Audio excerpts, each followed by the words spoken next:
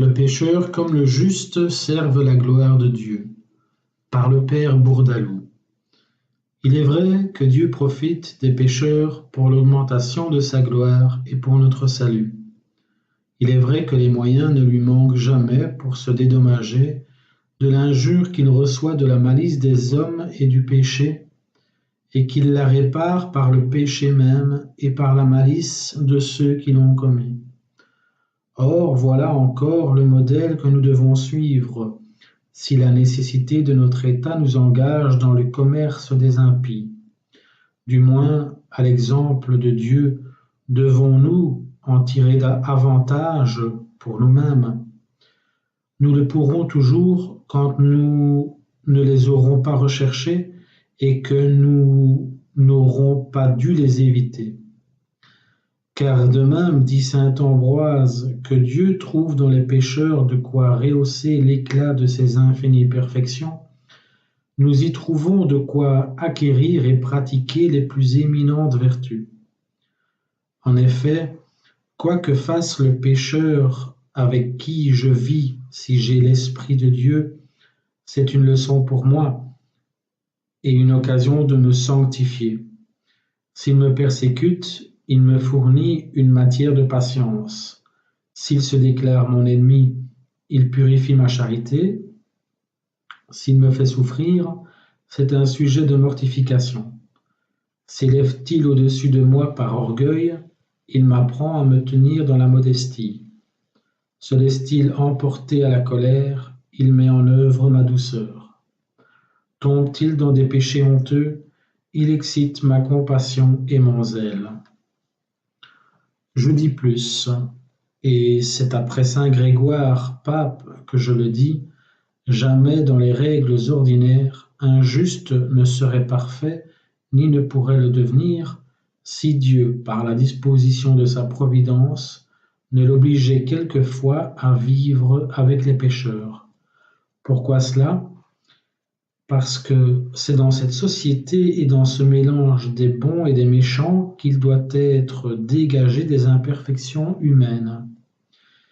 Et comment, demande ce Père, s'exercerait-il dans les grandes vertus s'il n'y avait des pécheurs dans le monde ? En quoi pratiquerait-il cette charité héroïque dont le Fils de Dieu nous a donné l'exemple et dont il nous fait un commandement, s'il n'y avait des offenses et des injustices, des médisances et des calomnies à pardonner ? Où serait le mérite de sa persévérance s'il n'y avait des contradictions à essuyer, des railleries à supporter, des attaques de la part des libertins à soutenir et à repousser ?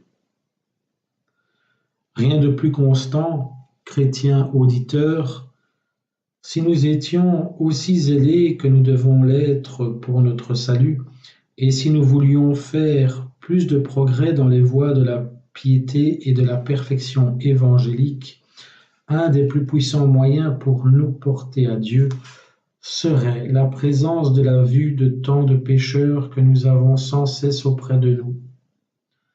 Quel fond y trouverions-nous d'une reconnaissance parfaite envers Dieu, puisque c'est par un bienfait spécial de sa grâce que nous avons été préservés des désordres dont nous sommes témoins et dont nous gémissons.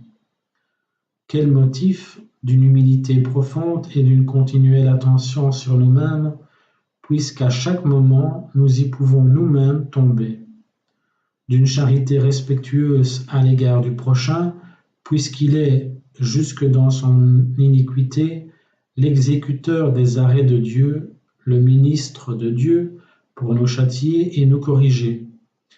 D'une pénitence salutaire et d'une pleine soumission, puisque plus nous sommes traversés, plus nous pouvons satisfaire à la justice divine et nous acquitter. Mais qu'arrive-t-il ? C'est que nous renversons tout l'ordre des choses et que de ces moyens de salut nous faisons les sujets de notre perte. Le dessein de la Providence est que le commerce des pécheurs nous sanctifie, quand une nécessité indispensable nous y attache, et c'est ce qui nous pervertit. Dieu en tire sa gloire et nous notre ruine. Il en devient plus saint et cette sainteté extérieure et accidentelle que nous lui souhaitons tous les jours, et nous en devenons plus criminels. La vue même des méchants ne pourra-t-elle pas contribuer encore à révéler la présence de Dieu à un esprit attentif? Si nous le voyons dans la puissance et la prospérité, nous reconnaîtrons qu'ils servent à leur insu à l'accomplissement des volontés divines, tantôt en exerçant la patience des justes, en augmentant leur mérite, en perfectionnant leur vertu dans la persécution, tantôt en étant les exécuteurs et les ministres des vengeances célestes, en châtiant les cœurs rebelles, et si, dans la prospérité même, les méchants peuvent nous rappeler la présence de Dieu, combien ne le feront-ils pas mieux dans leur revers?